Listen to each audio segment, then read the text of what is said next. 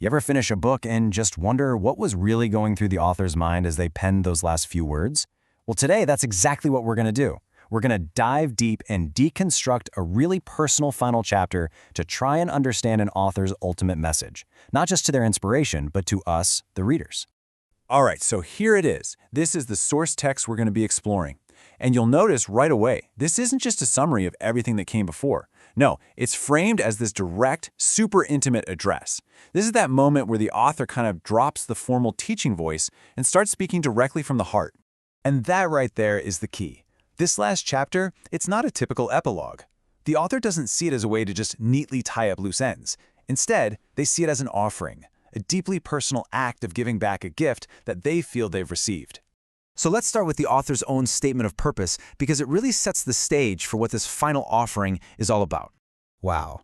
I mean, the chapter opens with this incredibly powerful line. The author isn't saying, hey, look at my amazing talent. Not at all. They're framing it as a talent confided to me, like it's a borrowed gift that's now being returned to its original source. You can just feel the humility pouring out of those words. So, this brings us to a huge question. Why? What was the author's real motive? Why was this entire book even written in the first place? And the author is crystal clear about their motivation. They claim there's just one single overarching motive, and that's obedience. This one idea sets up a whole list of really specific and totally selfless reasons for the work that they created. Okay, so let's break this down. The author lays out these 4 key motivations, and what's so striking about them? Every single one is focused outward. There's zero mention of fame or money or personal gain. It's all about a higher purpose and the well-being of others. Ultimately, when you put it all together, the author sees their entire creative project not as some personal achievement, but as an act of service and obedience. The work itself becomes a form of worship. Now let's take a look at the journey the author actually designed for the reader, a path they call going from pictures to philosophy. So the author lays out this really clear path for us. It starts with the basics, right? The alphabet, pictures and images, the stuff you can see right on the surface. But that's not the goal. The destination is so much deeper. We're talking about philosophy and this really fascinating concept of hidden manna. So what in the world is hidden manna? For anyone who's not familiar, it's a biblical reference to this divine, spiritual kind of food. But the key word there is hidden. It represents a profound truth that you can't just passively receive. You have to actively go out and search for it. It's true nourishment for the soul. And this is where things get really interesting, because it points to this beautiful paradox. The author says that finding this spiritual food, this manna, doesn't actually satisfy your hunger. It increases it. Think about that.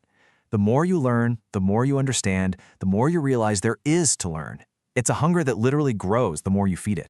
All of this whole journey, it all culminates in the author's ultimate prayer. And it's not a prayer for themselves. It's a wish for the reader's transformation.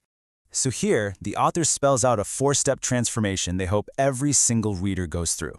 It starts with beholding something profound, which leads to you being transformed by that vision.